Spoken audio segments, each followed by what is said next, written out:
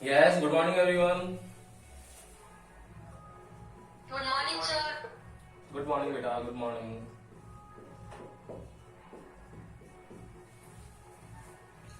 देखो भाई, हमारा चैप्टर चल रहा था electromagnetic induction EMI chapter number 6। 4 to 5 marks का चैप्टर है आप लोगों के सिलेबस में ये वाला, और इम्पोर्टेंट चैप्टर है ना। काफी इजी कॉन्सेप्ट्स है और कॉन्सेप्चुअल क्वेश्चंस है। देखो, आप लोगों ने यहाँ पर देख रखा अभी तक कि फैराडेज लॉज एंड एक्सपेरिमेंट्स जो थे उनके बेसिस पर हम लोगों ने लिखा था कि अगर हम लोग बार मैग्नेट या सोलेनॉइड या कॉइल इनको मूवमेंट करवाते हैं, इनको वेलोसिटी देते हैं, तो इनमें करंट फ्लो होता है। करंट के फ्लो से मैग्नेटिक फील्ड सेटअप होता है। मैग्नेटिक फील्ड उस कॉइल के एरिया से पास आउट होता है तो मैग्नेटिक फ्लक्स जनरेट करता है, और मैग्नेटिक फ्लक्स में टाइम के साथ वेरिएशन होता है तो ईएमएफ जनरेट होता है, इंड्यूस होता है।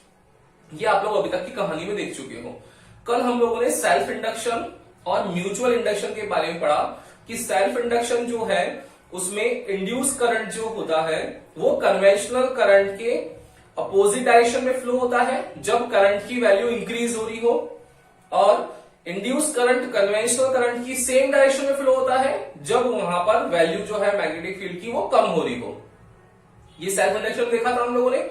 देन उसके बाद वैल्यू निकाली थी हम लोगों ने, तो L equals to mu naught N by L multiplied by pi r square. ये आप लोगों के पास सेल्फ इंडक्शन की वैल्यू आई थी। फिर म्यूचुअल इंडक्शन निकाला था, तो म्यूचुअल इंडक्शन में आप लोगों के पास में दोनों की जो म्यूचुअल कपलिंग था M12 इक्वल्स टू M21, दोनों ही इक्वल आ गया आप लोगों के पास में। क्लियर है? वहां तक आप लोगों को कोई दिक्कत है तो बोलो, यहां तक बोलो यस और नो। No, sir. नहीं दिक्कत है ना?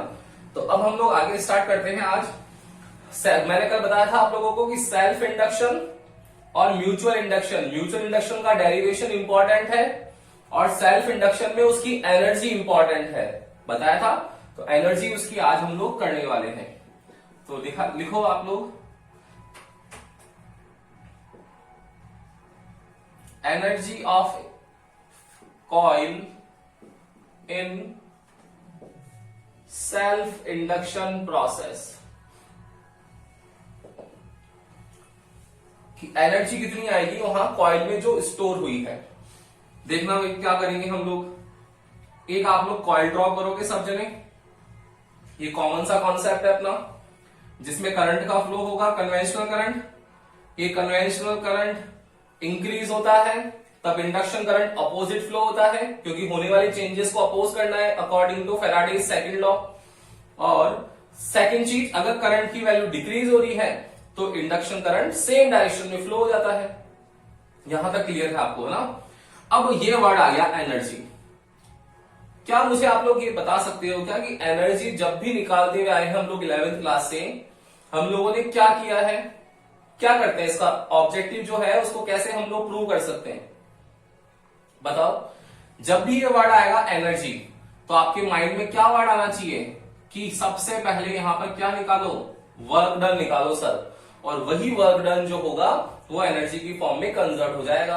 हम लोगों ने चैप्टर नंबर 6 था वर्क पावर और एनर्जी 11th क्लास में, उसमें काइनेटिक एनर्जी और पोटेंशियल एनर्जी निकाली थी सबसे पहले, और मैंने आप लोगों को वहां पे बताया था कि जब भी एनर्जी आ रही है वर्क डन निकालो।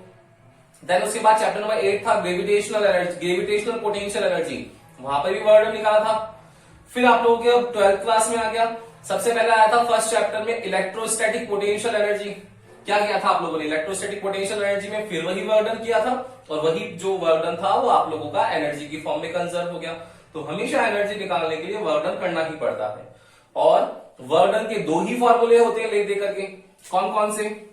वर्क डन का फर्स्ट फॉर्मूला होता है W equals to force into displacement, and work done का सेकंड फॉर्मूला होता है W equals to V into Q. केवल ये दो ही तो फॉर्मूले हैं, इसके अलावा तो कोई फॉर्मूला होता ही नहीं है वर्क डन का। तो जब वर्क डन के दो फॉर्मूले हैं तो हमेशा आप लोग वर्क डन का फॉर्मूला अप्लाई करके ये एनर्जी को फाइंड आउट कर सकते हो। अब यहां पर आपको एनर्जी फाइंड करनी है सेल्फ इंडक्शन में, तो ये अंडरस्टूड होगा कि आप लोगों के लिए दोनों फॉर्मूले में से कौन सा फॉर्मूला चूज करना चाहिए हम लोगों को। तो क्या करोगे बताओ, कौन सा फॉर्मूला लगेगा, F इंटू डी वाला या V इंटू क्यू वाला, बताओ। यस, बताओ कौन सा लगेगा, फर्स्ट या second formula? V into Q. V into Q वाला है ना, वेरी गुड। अरे भाई फोर्स इंटू डिस्प्लेसमेंट, यहाँ कोई फोर्स की कहानी है नहीं, यहाँ पर कॉइल है, कॉइल में क्या जनरेट हो रहा है, करंट। करंट किस वजह से जनरेट होता है, चार्ज के फ्लो से। और सेकंड चीज, करंट का फ्लो कब होता है, ओम्स लॉ के अकॉर्डिंग, जब पोटेंशियल डिफरेंस सेटअप होता है। तो देखो पोटेंशियल डिफरेंस आ गया आपके पास में, और यही पोटेंशियल डिफरेंस हम लोग यहाँ कहानी में लिखते हैं इसको ईएमएफ, बताया था। अब देखना क्या लिखेंगे हम लोग, to shift the small charge, small मतलब क्यू की जगह D Q, small charge from one place to another place required work done. Required work done कितना हो जाएगा, स्मॉल के लिए डी डब्ल्यू, पूरी कॉइल है तो पोटेंशियल डिफरेंस पूरे पे सेटअप हुआ है तो V आएगा, स्मॉल चार्ज के लिए डी क्यू। अब हम लोगों को पता है कि ये जो टर्मिनल पोटेंशियल डिफरेंस है ये हमारा ईएमएफ होता है, तो कितना आ जाएगा बेटा इससे, D W equals to V की जगह लिख देंगे हम लोग E dot D Q. Clear. अब E जो है वो E कितना है आपको पता है, बताओ E कितना होता है, ईएमएफ, कॉइल है, करंट का फ्लो हो रहा है, मैग्नेटिक फील्ड सेटअप होगा, इसका एरिया है तो मैग्नेटिक फ्लक्स आएगा, मतलब ये जो ईएमएफ है ये rate of change in flux के इक्वल होता है। पढ़ते आए हो आप लोग ये चीज। तो डी डब्ल्यू इक्वल्स टू ई की जगह हम लोगों ने लिख लिया D five by D T multiplied by D Q. Now ये फाइव किसके लिए कर रहे हैं हम लोग, फाइंड सेल्फ इंडक्शन के लिए। तो सेल्फ इंडक्शन के लिए फाइव लिखा था हम लोगों ने कल, प्रिंसिपल क्या लिखा था, बिकॉज फाइव इक्वल्स टू होता है एल आई, लिख सकते हैं हम लोग यहां पर। तो D W equals to D by D T of L I dot D Q. L क्या है, सेल्फ इंडक्शन में कांस्टेंट है तो बाहर ले ले इसको, तो D W equals to L D I by D T dot D Q. क्या ये आप लोगों को D Q by D T जो है वो कुछ समझ में आता है क्या, D Q by D T, rate of change in rate of flow of charge is known as electric current. तो ये आई लिख सकते हैं हम लोग उसको, तो देखना कितना आ जाएगा, D W equals to L, इसकी जगह लिख देंगे आई डी आई। देखो ये वर्डन आ गया स्मॉल चार्ज के लिए। अब इसको क्या करना चाहिए हम लोगों को, होल वैल्यू निकालने के लिए इंटीग्रेट कर देना चाहिए, तो इंटीग्रेट कर देंगे हम लोग इसको, तो क्या लिखेंगे, to get whole value of work done integrate the about term. क्या होगा, integration of one dot D W equals to integration of L I D I. मैंने बता रखा है लिमिट किसकी चलती है, जो भी स्मॉल एलिमेंट है उसकी। तो डी डब्ल्यू इनिशियली जब करंट की वैल्यू 0 थी तब कोई वर्क डन भी नहीं था क्योंकि चार्ज का फ्लो नहीं हुआ। देन जब पूरे सर्किट में टोटल करंट आई सेटअप हो गया तब टोटल वर्क डन डब्ल्यू भी हो गया। तो वन डॉट डी डब्ल्यू क्या होगा, W from 0 to W, L constant है, ये एल बाहर ले लिया, ये एक्स डॉट डी एक्स की फॉर्म में है, बिल्कुल है, एक्स डॉट डी एक्स का फॉर्मूला होता है X to the power N plus one upon N plus one. तो ये कितना आ जाएगा, I square by two from 0 to I, upper क्या होगा, higher limit minus lower limit, तो W minus 0 equal to L I square by two minus 0 square by two. तो यही वर्क डन जो है वो हमारा एनर्जी की फॉर्म में कंजर्व हो जाएगा एंड उसका फॉर्मूला आएगा हाफ एल आई स्क्वायर। ये हाफ एल आई स्क्वायर जो है आप लोगों के पास, ये एनर्जी है किसकी, कॉइल की, इन सेल्फ इंडक्शन प्रोसेस।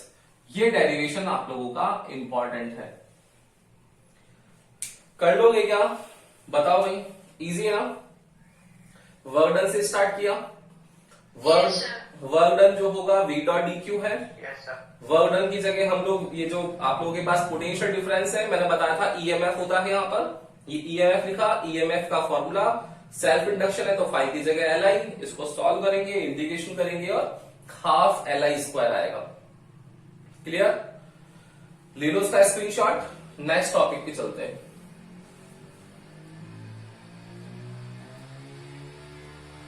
देखिए स्क्रीनशॉट, देखो अब है यहां पर नेक्स्ट टॉपिक आप लोगों का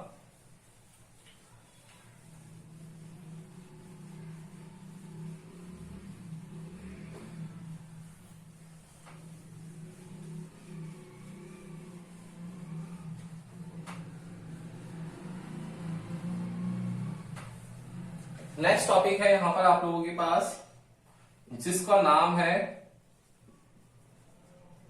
एडी करंट। इंपॉर्टेंट है, 1 मार्क्स के क्वेश्चंस में और 2 मार्क्स के क्वेश्चंस में इसकी एप्लीकेशन भी इंक्लूड कर ली जाती है। तो 2 मार्क्स का क्वेश्चन आएगा तो what do you mean by eddy current, right any 3 applications of it, ऐसा इस तरीके का क्वेश्चन आएगा 2 मार्क्स के अंदर। अगर सिंपल सी डिफाइन पूछनी है तो 1 मार्क्स पे एडी करंट पूछ लेगा, ठीक है ना। तो एडी करंट क्या है देखना, ये वर्ड जो है ना एडी करंट, ये आप लोगों ने सबने पहले देख चुके हो। कहां देख चुके हो? जब साइक्लोन्स आते हैं, देखा होगा आप लोगों ने साइक्लोन्स, या फिर गर्मी के मौसम में हम लोग देखते हैं कि जो मिट्टी होती है वो मिट्टी एक ऐसे सर्कुलर फॉर्म में आ जाती है, आती है ना, और हम लोग बोलते हैं कि सर्कुलर फॉर्म में आगे कुछ आ जाएगा उसके अंदर तो ले जाएगा उसको, ऐसा हम लोग फालतू का एक सुपरस्टिशन बना रखा है। वो क्या है? वो एडी करंट ही है, लेकिन अभी तक हम लोग पढ़ा नहीं है तो हम लोगों को माइंड में क्लिक भी नहीं हुआ। देखना एडी करंट है क्या। क्या होगा अगर आप लोगों के पास में एक मैग्नेटिक फील्ड है तो 2 कंडीशन है कि एडी करंट जनरेट कैसे करें। फर्स्ट कंडीशन है कि अगर यूनिफॉर्म मैग्नेटिक फील्ड है, अगर यूनिफॉर्म मैग्नेटिक फील्ड है तब तो जो कॉइल है आप लोगों की, उस कॉइल को v वेलोसिटी से मूविंग करवाओ, उसकी वेलोसिटी को इंक्रीज करते जाओ। सेकंड कंडीशन है जनरेट करने की एडी करंट को, कि जो भी आप लोग एडी करंट जनरेट कर रहे हो उसमें ये ध्यान रखो कि यूनिफॉर्म मैग्नेटिक फील्ड नहीं है तो कोई दिक्कत नहीं है, लेकिन ये जो मैग्नेटिक फील्ड होना चाहिए ये वेरिंग मैग्नेटिक फील्ड होना चाहिए, वेरिंग होना चाहिए। तब आप लोगों को उसको v वेलोसिटी से मूविंग करवाने की जरूरत नहीं पड़ेगी, ठीक है ना। आगे समझ में कि यहां पर क्या हो रहा है, 2 कंडीशन से एडी करंट जनरेट कर सकते हैं। फर्स्ट प्रोबेबिलिटी कैसे, कि अगर आप लोग यूनिफॉर्म मैग्नेटिक फील्ड ले लो, ये यूनिफॉर्म मैग्नेटिक फील्ड ले लिया और इसमें कॉइल को ले लो, वो कॉइल v वेलोसिटी से मूविंग करवाओ, खत्म कहानी। पहला ऑब्जेक्ट, पहला मेथड। दूसरा क्या करो कि आप लोग मूविंग नहीं करवा रहे हो तो कोई दिक्कत नहीं है, उसको अपनी पोजीशन पे फिक्स कर लो और मैग्नेटिक फील्ड को वैरी कर दो, तब भी हो जाएगा। क्लियर है ना। अब देखो क्या होगा एडी करंट में, क्या होगा एडी करंट बोलता है भाई कि अगर कोई भी आप लोगों के पास में किसी भी शेप का, एनी शेप, कोई भी शेप का अगर ऑब्जेक्ट है आप लोगों के पास में, लेट सपोज ये रेक्टेंगुलर शेप है, तो इस रेक्टेंगुलर शेप को यूनिफॉर्म मैग्नेटिक फील्ड है, इस यूनिफॉर्म मैग्नेटिक फील्ड में क्या करना पड़ेगा, v वेलोसिटी से मूविंग करवाना पड़ेगा। तो जब हम लोग यूनिफॉर्म मैग्नेटिक फील्ड में v वेलोसिटी से किसी भी शेप के ऑब्जेक्ट को मूविंग करवाते हैं तो मूविंग करवाने से इसके अंदर सर्कुलर करंट जनरेट होता है, सर्कुलर करंट जनरेट होता है। इसी सर्कुलर करंट को हम लोग यहां पर बोलते हैं एडी करंट। आया समझ में कि अगर कोई एक ऑब्जेक्ट ले लो, उस ऑब्जेक्ट को क्या करो, मैग्नेटिक फील्ड के अंदर मूविंग करवाओ, तो मूविंग करवाने से क्या होगा, उसके अंदर एक करंट जनरेट होगा और वो करंट जो होगा हमारा एडी करंट होगा। तो डिफाइन लिख सकते हैं हम लोग इसकी, क्या लिखेंगे बताओ, when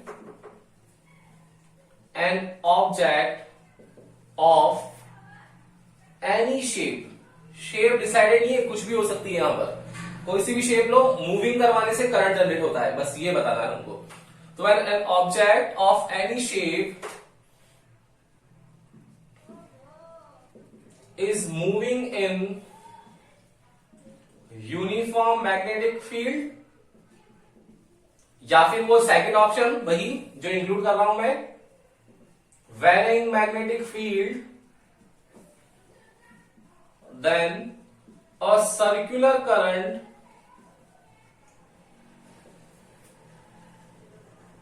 generate inside it, which is known as eddy current. तो eddy current क्या होगा? When an object of any shape is moving in uniform magnetic field slash varying magnetic field, then a circular current generate inside it, which is known as eddy current. अब होता क्या है?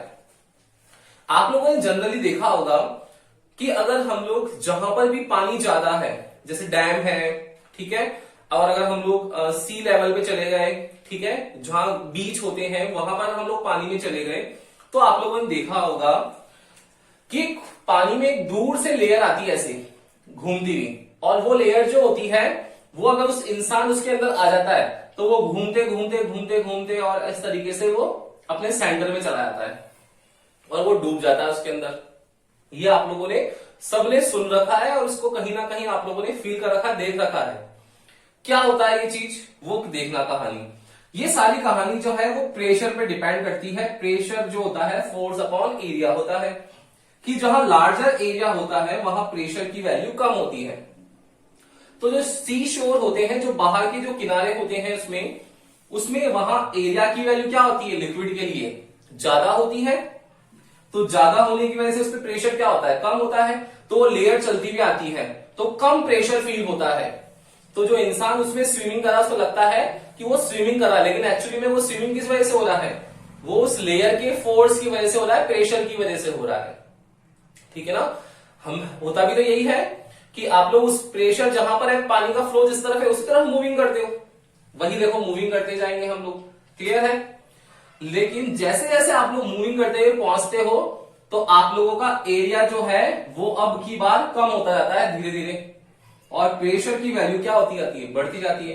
तो pressure की value बढ़ती जाती है और सेंटर में जाकर के क्या हो जाती है, मैक्सिमम हो जाती है, और वो ले जाती है सेंटर पे। बिल्कुल इंसान डूब गया उसके अंदर। ठीक है ना। जनरल साइंस का कॉन्सेप्ट है। वही कॉन्सेप्ट तो ये भी है क्या, कि अगर मूविंग करवा रहे हैं हम लोग, तो मूविंग करवाने से जब इसकी वेलोसिटी कम है तो उसका सर्कुलर पार्ट भी कम है।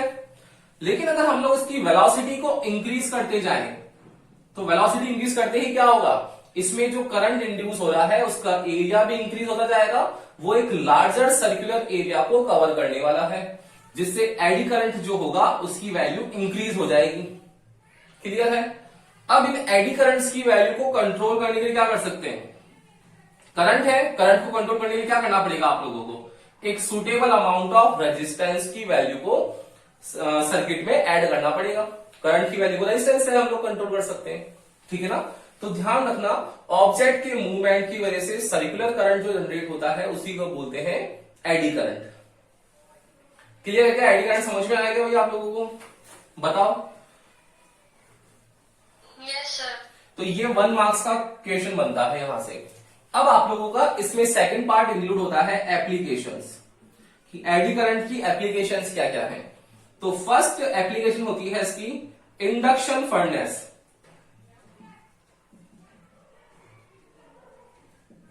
इंडक्शन फर्नेस क्या होगा, देखो भाई इंडक्शन नाम आ रखा है, फर्नेस है, फर्नेस में तो कोई भी चीज जाएगी तो क्या होगा, मेल्ट होगी।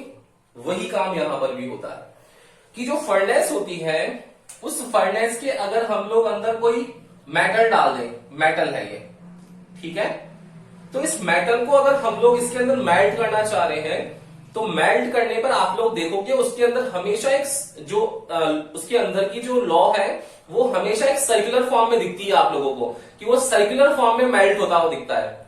वो जो सर्कुलर फॉर्म में मेल्ट होता है ना, वो सर्कुलर करंट जनरेट होता है क्या, एडी करंट। कैसे होता है वो, कि इंडक्शन फर्नेस के अंदर जो मैग्नेटिक फील्ड को सेटअप करता है, इंडक्शन है तो मैग्नेटिक फील्ड सेटअप होगा, इंडक्शन फर्नेस के अंदर जो मैग्नेटिक फील्ड को सेटअप करता है, वो सेटअप करने वाला जो ऑब्जेक्ट है वो उसमें करंट से इंड्यूस होता है। ये आप लोगों ने अपने सब देख रखे हैं। आप लोगों ने देखा है इंडक्शन चूल्हा आता है, सबने देख रखा है ना इंडक्शन चूल्हा क्या होता है, गैस की जैसे वर्क करता है, बस गैस में आप लोगों के पास में जो है वो आग है, वहां पर इंडक्शन फर्नेस में अंदर इंडक्शन चूल्हे के अंदर कोई भी आग नहीं है, लेकिन क्या होता है उसके ऊपर सर्कुलर फॉर्म देखी होगी आप लोगों ने, अगर आप लोगों ने इसको देखा है तो सर्कुलर फॉर्म्स में उसमें अलग अलग अलग सर्कल्स बने हुए होते हैं। क्यों? क्योंकि जैसे ही हम लोग उसका लाइट स्विच ऑन करते हैं वो इंक्रीज होता है धीरे धीरे धीरे धीरे, और वो सर्कुलर से फिर उसका जो साइज है वो बढ़ता जाता है। क्या जनरेट करता है वो? Eddy current. जैसे स्विच ऑफ करोगे उसे करंट को वापस वो कम करता जाएगा धीरे धीरे धीरे धीरे और सेंटर में आ जाएगा। ठीक है ना? तो वही वाला प्रोसेस इंडक्शन फर्नेस का है, एडी करंट का है। सेकंड होता है जो ब्रेक होते हैं, brakes in electric train, engine train नहीं, इलेक्ट्रिक ट्रेन। इलेक्ट्रिक ट्रेन में ब्रेक लगाने हैं। क्या होगा? जो ट्रेन है उसके व्हील्स कैसे होंगे? सर्कुलर फॉर्म में होंगे। तो जैसे ही वो मूविंग कर रहे हैं तो एक पर्टिकुलर डायरेक्शन में मूविंग कर रहे हैं, क्लियर? लेकिन जैसे हम लोग ब्रेक अप्लाई करेंगे तो ब्रेक अप्लाई करने से सर्कुलर फॉर्म में जनरेट हो रहा है, मतलब एक अपोजिट डायरेक्शन का करंट जनरेट होता है, वो भी सर्कुलर अमाउंट का ही होता है, जिसकी वजह से वो इतनी जो आप लोगों के पास लॉन्ग ट्रेन है उसके व्हील्स जो है उनको रोक पाता है। वो इलेक्ट्रिक ट्रेन में सर्कुलर जो करंट जनरेट होता है ब्रेक अप्लाई करते वक्त, वो भी कौन सा करंट होता है? एडी करंट होता है। ठीक है? लैब में कहां देख सकते हैं? थर्ड इसका एप्लीकेशन आता है कि एल्यूमिनियम कॉइल इन गैल्वेनोमीटर, जी मीटर, या एल्यूमिनियम कॉइल की जगह फ्रेम भी लिखा हुआ होता है। आप लोगों ने देखा होगा कि गैल्वेनोमीटर में जो नीडल होती है वो नीडल एक कॉइल से जुड़ी हुई रहती है, एक कॉइल से कनेक्टेड रहती है ये नीडल। अब ये नीडल क्या होता है कि आप लोग देखोगे जैसे करंट का फ्लो करोगे तो गैल्वेनोमीटर नीडल जो है वो डिफ्लेक्शन शो करेगी, left hand side, right hand side, दोनों तरफ डिफ्लेक्शन शो करेगी। तो एक पर्टिकुलर पॉइंट पर आकर के रुक जाती है। मान लो टोटल इसका वेरिएशन जो है वो 0 to 30 है। अब क्या करा हम लोगों ने? करंट का फ्लो करा, मान लिया यहां पर 10 पर आकर के ये स्टॉप हो गई, तो क्या होगा?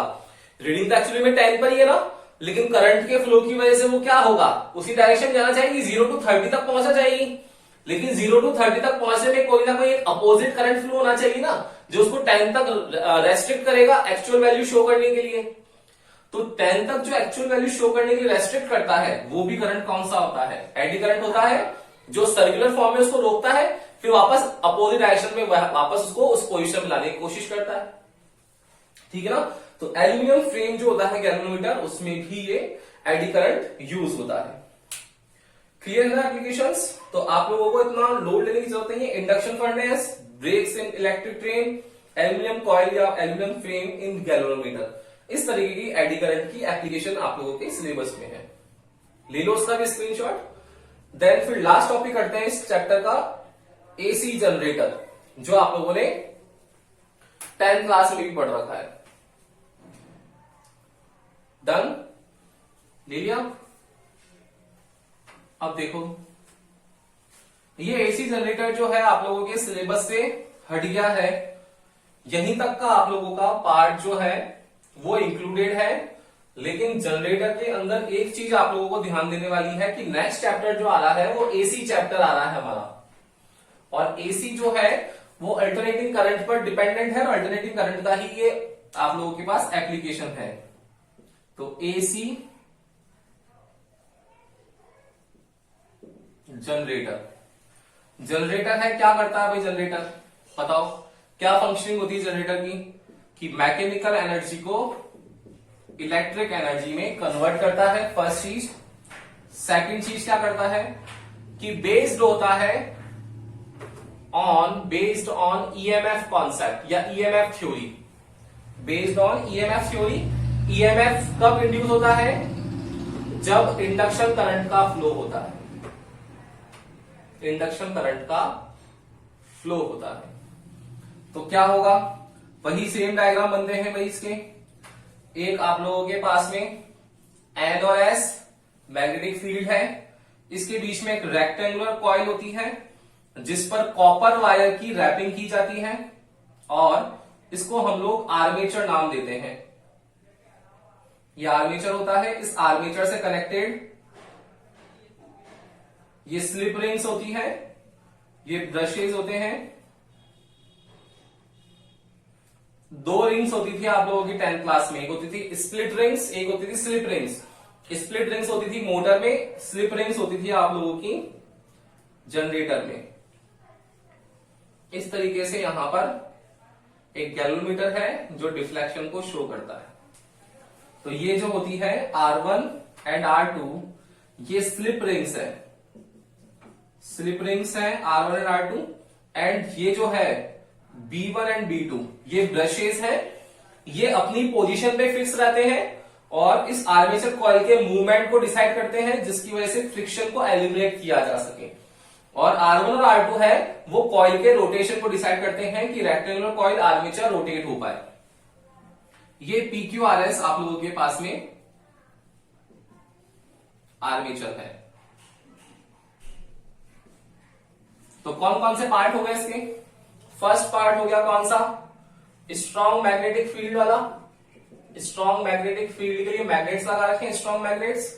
सेकंड हो जाएगा कौन सा?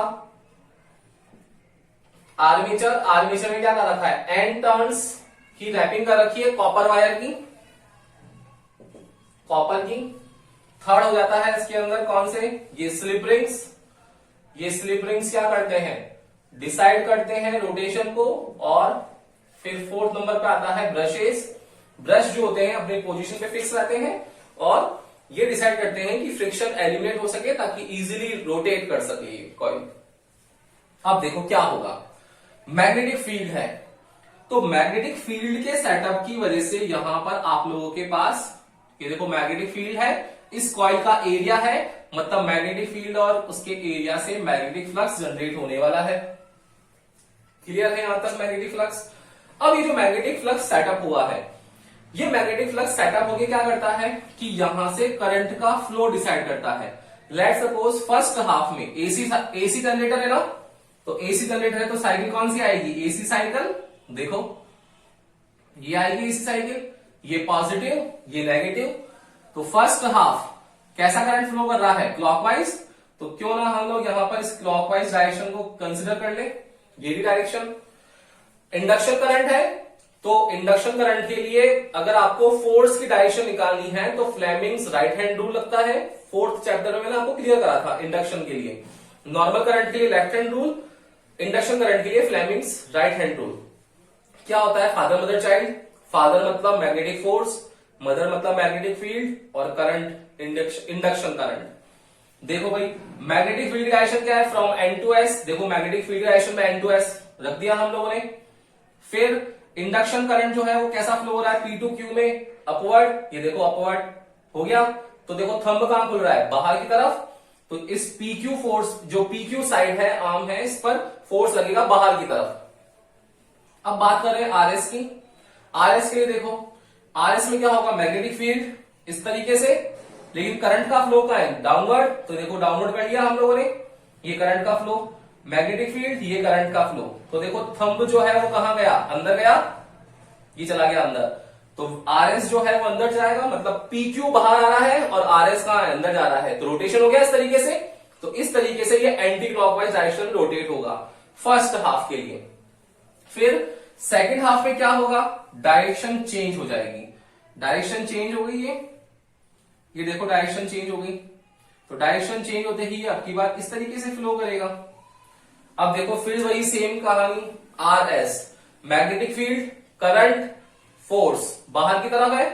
तो अब की बार ये बाहर आएगा, ये देखो मैग्नेटिक फील्ड, करंट और फोर्स अंदर जा रहा है, अंदर जाएगा। मतलब फर्स्ट हाफ के लिए बाहर आएगा इस तरीके से और सेकंड हाफ के लिए अंदर जाएगा। तो रोटेट होगा स्लिप रिंग्स की वजह से, और रोटेशन से क्या जनरेट होने वाला है? EMF जनरेट होने वाला है, जिसको इंड्यूस EMF बोलेंगे। वो इंड्यूस EMF AC पे डिपेंड कर रहा है। तो कौन सी वेव पे कर रहा है? साइन वेव पर। तो साइन वेव आती या नहीं आती है वो देख सकते हैं हम लोग। कैसे देखेंगे? कि फ्लक्स कितना है? फ्लक्स है B डॉट A। तो B डॉट A हटाते हैं तो BA cos थीटा आता है, नहीं आता है भाई? BA cos थीटा आ जाएगा। क्लियर है? अब इस BA cos थीटा को आप लोग सॉल्व करो तो क्या आएगा? देखना यहां पर इस फ्लक्स की वैल्यू जो है उससे EMF फाइंड करोगे तो E इक्वल्स टू क्या होगा?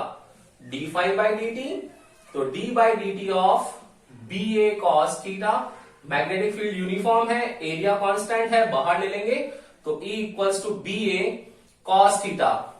तो D by D T of cos theta कितना होता है, कितना होता है D by D T of cos theta?